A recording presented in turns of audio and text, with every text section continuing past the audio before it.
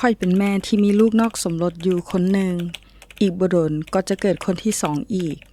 วางบ่ดนมานี่ค่อยได้กลับใจเสือพระเจ้าค่อยควรเริ่มต้นชีวิตใหม่แนวใด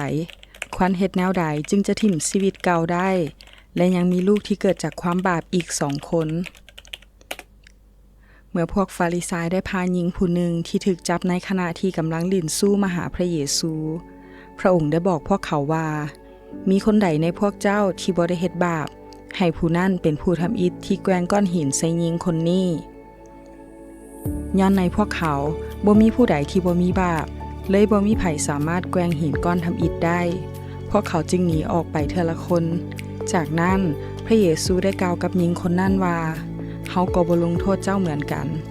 จงไปสาต่อไปอย่าเฮ็ดบาปอีกการที่คนบาปหันเปลี่ยนไปสู่การมีวิถีชีวิตใหม่นั้นจึงเอิ้นว่าเป็นการกลับใจและวางใจเชื่อแบบมีประสิทธิผลอย่างแท้จริงบางครั้งเจ้าอาจรู้สึกสะเทือนใจเมื่อคิดถึงอดีตที่ผ่านมาแต่ให้เจ้ามั่นใจได้ว่าสำหรับผู้เต็มใจรับเอาชีวิตใหม่โดยการเชื่อวางใจในพระเยซูคริสต์เจ้าบ่มีความบาปใดที่อภัยให้บ่ได้ให้เริ่มต้นจากการเป็นแม่ที่ดีอธิษฐานเพื่อลูกๆของเจ้า